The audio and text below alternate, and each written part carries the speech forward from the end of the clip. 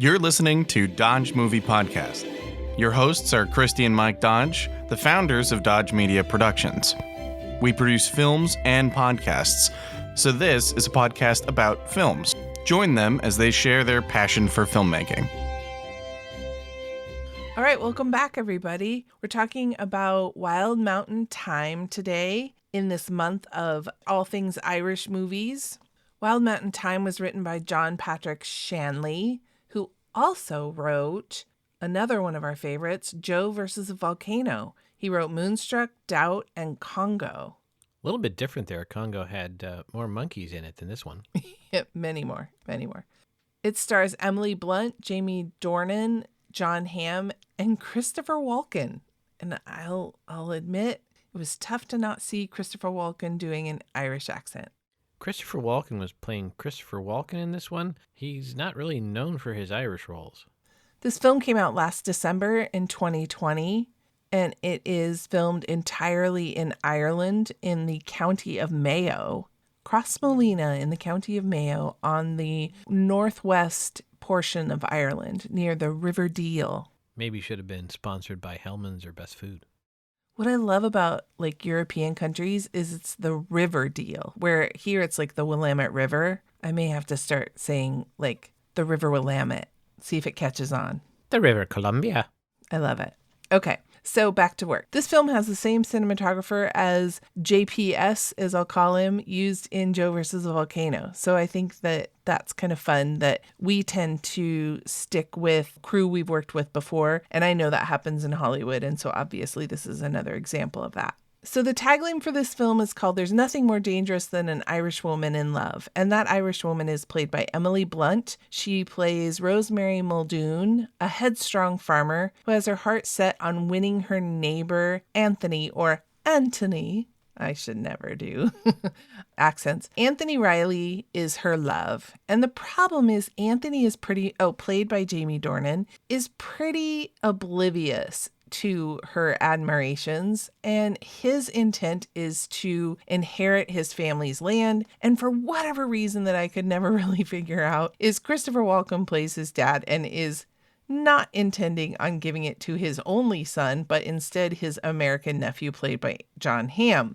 Enter Jon Hamm as the love triangle gets confusing and comedy hijinks ensue. So let's kick it off with Mike's pickup line, and I just want a quick cinematography note. The film opens up with us seeing the beautiful coastline. Ireland has those stark, steep cliffs, and with the green and the ocean far below. It's just gorgeous. And then we almost fly in an aerial way to get from the coastline to more inland into the county of Mayo. And take it over, Mike. The first line of the film is, welcome to Ireland, which is, I think, appropriate because the Irish countryside and Irish culture plays a strong role in this film.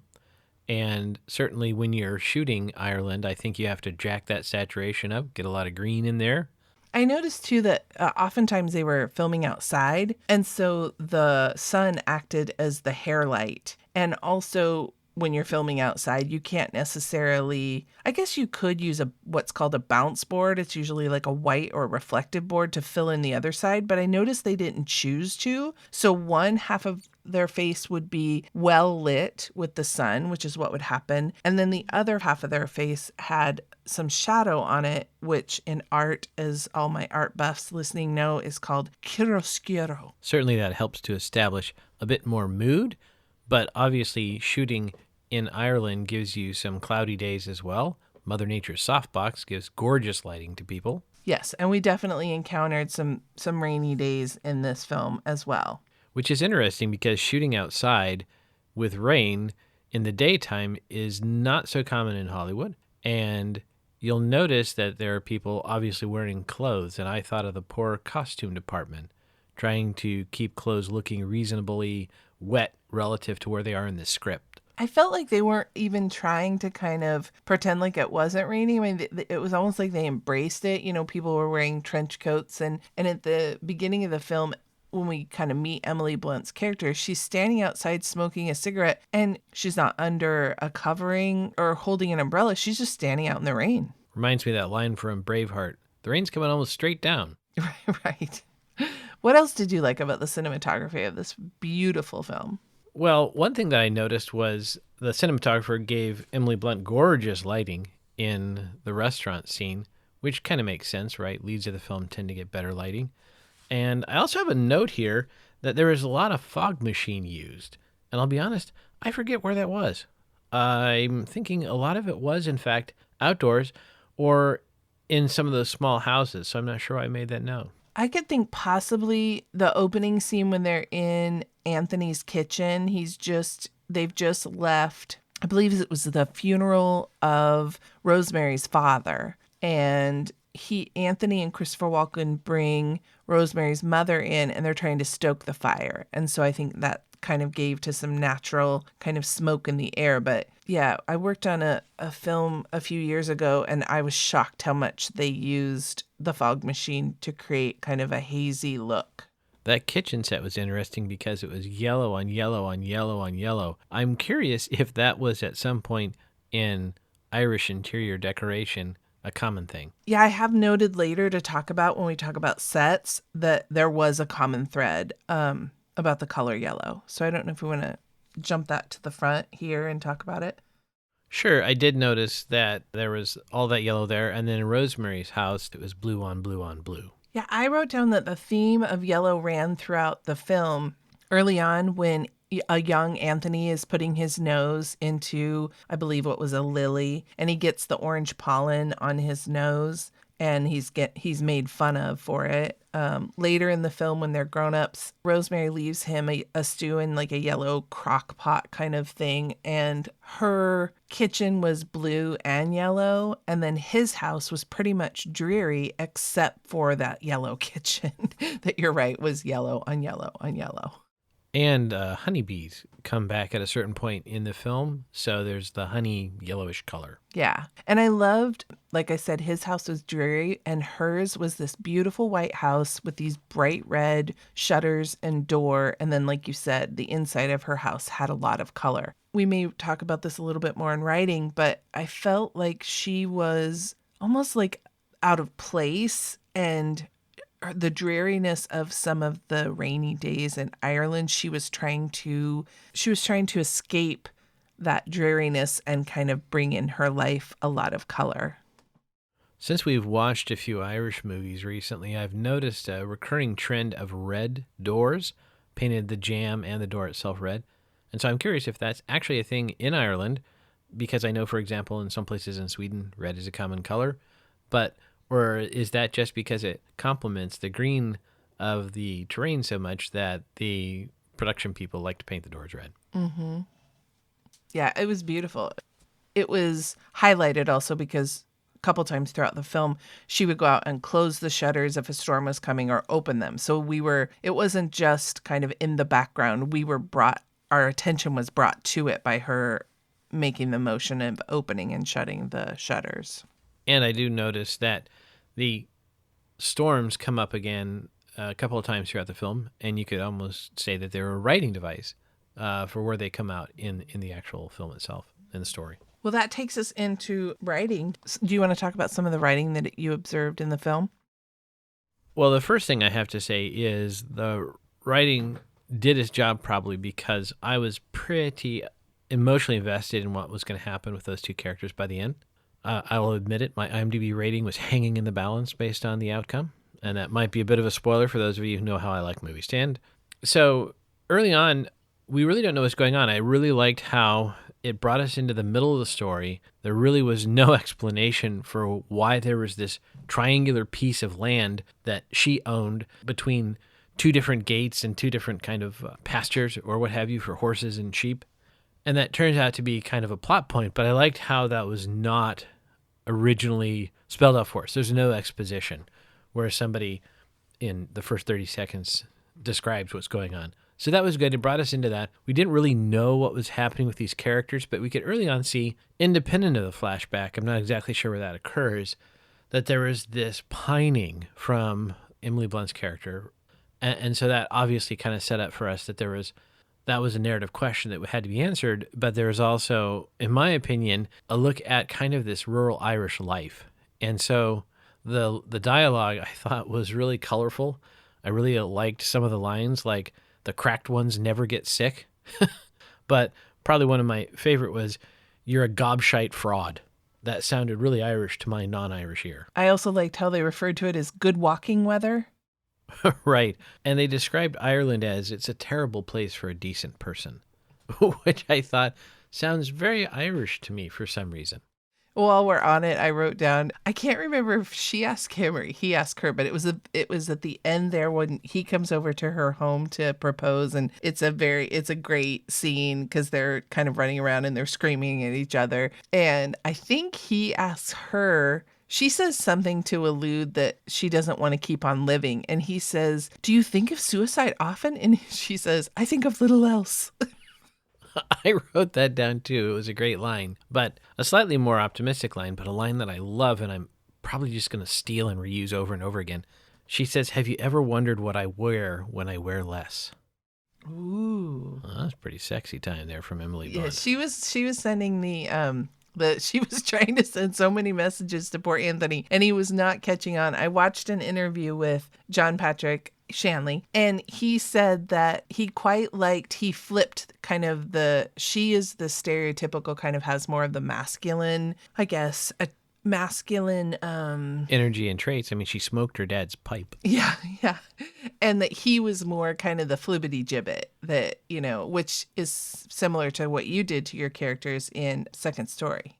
Well, I think in some sense that works because of that, because it sets up this question in the audience's mind. They're not exactly sure what's going on. And I found it humorous how direct she's trying to be and how much he's resisting. And then as the film goes on, we find out the limiting belief that's causing him to resist this, that he is aware of what's going on, but he's stupidly pushing back. Yeah. And the way I wrote down, there's almost like a fanciful, or it's not like The Big Fish where that one just kind of confused me of all kind of the fantasy type things. But like when she would dance kind of outside, she was obsessed with her father, I think, played for her Swan Lake. And so she was kind of obsessed with it. And she would kind of pretend almost like a little girl would, even into her adulthood, she would kind of dance out in front of her home in a very ballet-like way. And in the interview I watched, Jon Hamm called it a fable. And that's very much how it kind of plays out, is everything is based in reality and there isn't a fairy tale aspect. But I very much felt like this film had like almost like not in an annoying way, but just like in a beautiful way, a very fairy tale way about it. Well, the whole Swan Lake illusion, right? You could argue that the Anthony character was the swan, right? Coming into his own. And we see that throughout the film, the music from Swan Lake plays over the opening credits, despite the fact that the title is the name of a famous Irish folk song that is sung in the film more than once. We see the swan in a lake at the end of Act 1. The ballet Swan Lake plays a plot point. So we do see this common recurring theme as we're showing the character, played by Jaime Dornan, I believe, coming into his own, becoming, a swan. In some sense, beautiful from his previous awkwardness. Mm-hmm. And that song, Wild Mountain Thyme, is pretty common. I found in doing some research, Ed Sheeran singing it and a few other Irish singers. And so I definitely suggest that you guys go find it. It's a beautiful song. It's beautiful when Emily Blunt sings it in the film. And then there are many other people that sing it. And it is beautiful. The original title of the play that John Patrick Shanley wrote was called Outside Mullingar, but then they retitled it to Wild Mountain Thyme. I wonder if the song was in the original play version.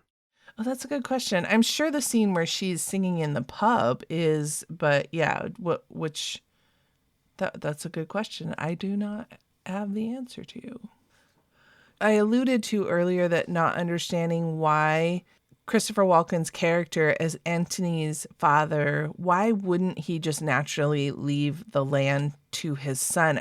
I understand kind of leaving a legacy, and maybe he didn't feel Antony was prepared, but it just felt like such a betrayal. I was having a hard time getting over it that he would leave it to his American nephew, Jon Hamm. And who I believe his name was Adam in the film. Why do you think that Christopher Walken didn't feel comfortable leaving it to Anthony? I have no idea. So there's a touching scene where Christopher Walken's character, I think he's Tony, I think the father is Tony, tells Anthony that he loves him and he's always loved him and that sort of thing, which is very touching. And so narratively, perhaps, that was just to set up that moment, right, is to raise the stakes, to make it ridiculously obvious, this transition, right, to really magnify it. But I never really got a good sense, other than kind of like you said, he talked a little bit about Anthony not being suited for it, which is weird because obviously Jon Hamm would be less suited for it. And they go through showing that, how when he goes to visit the farm, he rents a Rolls Royce of all things to visit a farm, right? So they show that he's completely out of water. Yeah, fish out of water.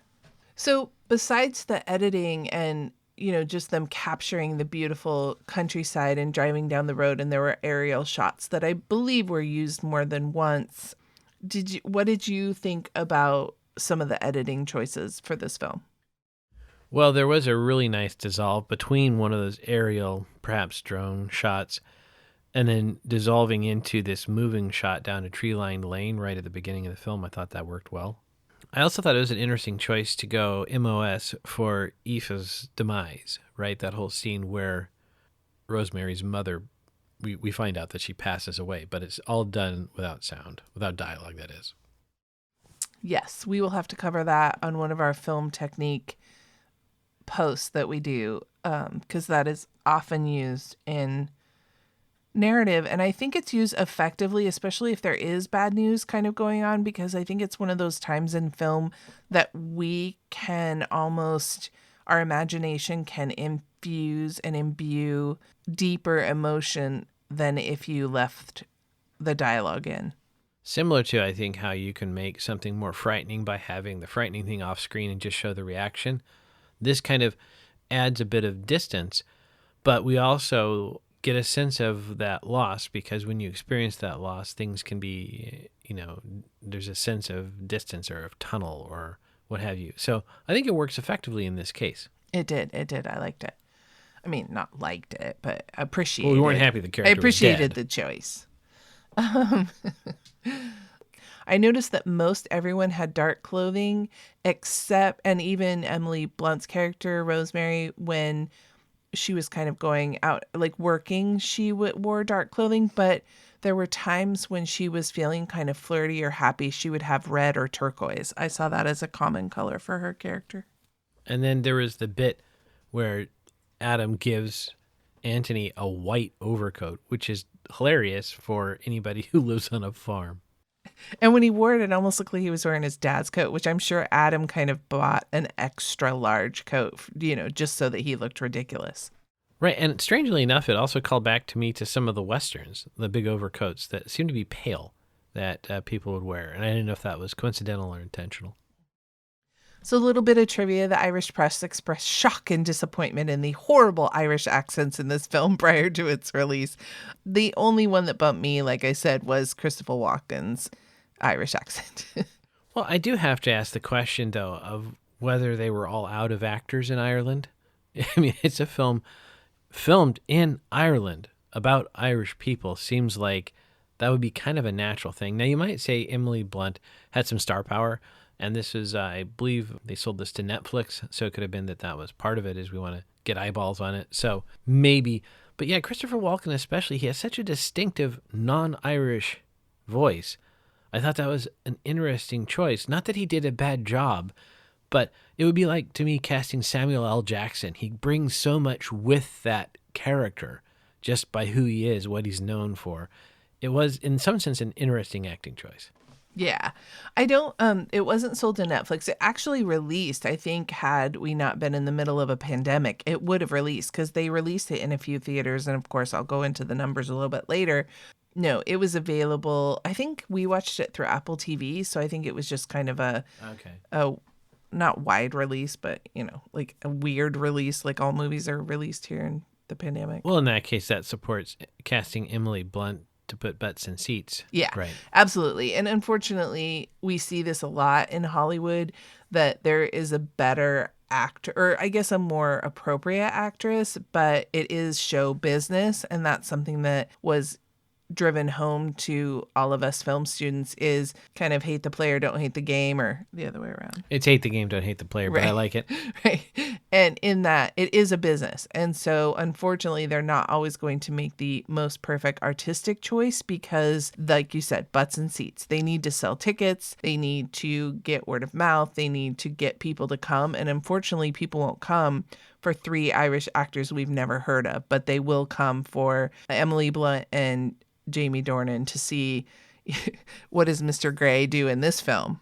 Right. So I would say I find it ironic, though, that we're talking about this, but there wasn't a lot of buzz around the film, because I feel like if it had been a film set in Asia or Africa or someplace, there would have been more of an outcry if they cast just regular American actors, all right, in that role. But I don't say that to say that the actors did a poor job at all. I think they did fine work. I don't have a problem with the acting. I just thought it was interesting that there was this comment from the Irish press that the accents were horrible. And it seems to most folks, I think, intuitive that the best way to get an Irish accent is to hire an Irish person.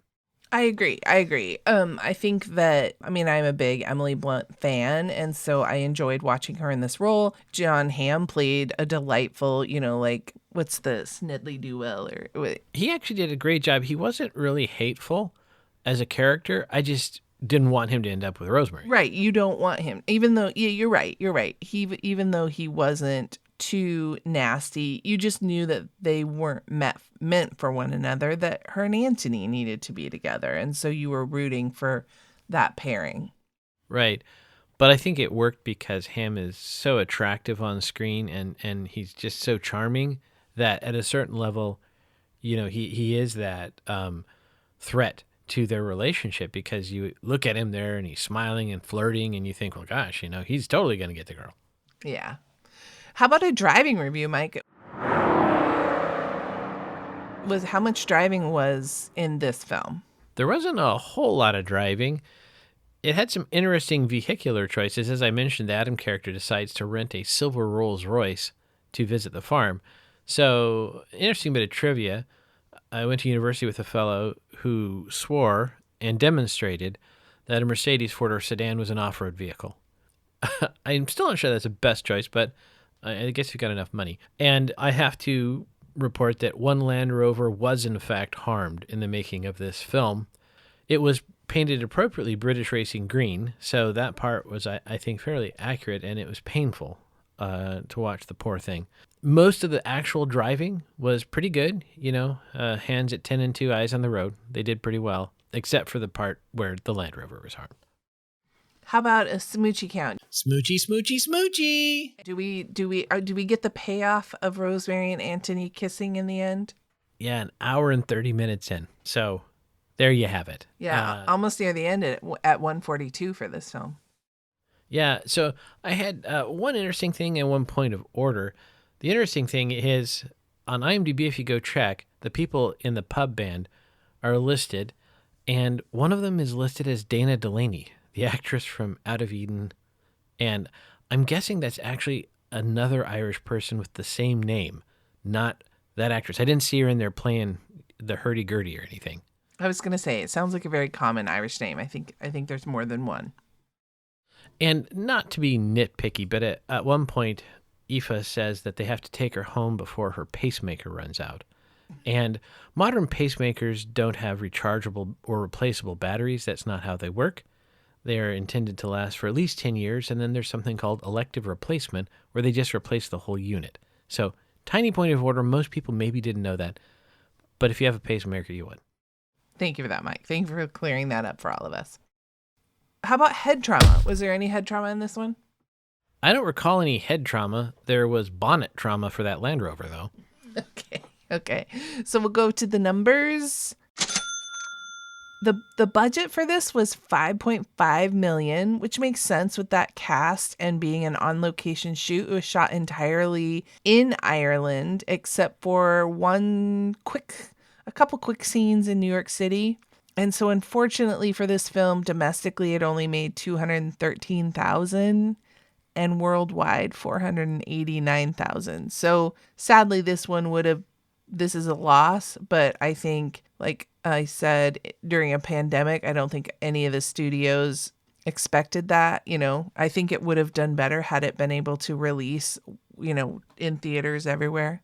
I would have seen it in the theater, but we watched it at home, so I don't really know what the financials are for streaming. I assume that they get some money from the people who are streaming it and maybe some residuals based on views. I don't know. Yeah. IMDb rates it at 5.5. I could see why this one would have been rated a little bit less than other movies.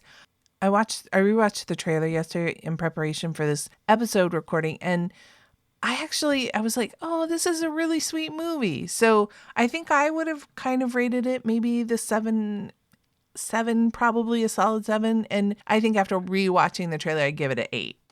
Yeah, I liked it better than the 5.5 that I saw going into it. I was a little timid. Concerned. A little worried. But I did like it more than that. And I suspect if I watched it again, I might like it even more. And so there are films that just don't quite land.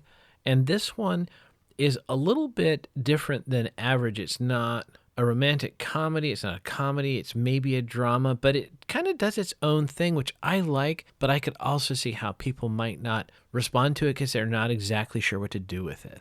Yeah. It's listed as a dramatic, drama romance, and it's PG-13 and at 1 hour and 42 minutes. I say maybe wait until this one is free on a streaming service you watch and then totally watch it because you've already paid for it at that point. And kind of as a final note, one of my favorite lines I wrote down, Anthony says, "I don't like a fight, Rosemary." And she says, "Who does?" And he says, "Half of Ireland, but not me." That's a good one. I like that. All right, so I think that's it for Wild Mountain Thyme. We encourage you to go out and see it. If you did, let us know what you thought. What were your favorite parts? What were your favorite lines? What other Irish films should we watch? Next week's film is going to be Blackpool by local Portland filmmaker Dustin Morrow, and we are lucky enough to know Dustin, and so it will be our first interview episode. Dodges never stop, and neither do the movies. Thanks for listening to Dodge Movie Podcast with Christy and Mike Dodge of Dodge Media Productions. To find out more about this podcast and what we do, go to dodgemediaproductions.com. Subscribe, share, leave a comment, and tell us what we should watch next. Dodges never stop, and neither do the movies.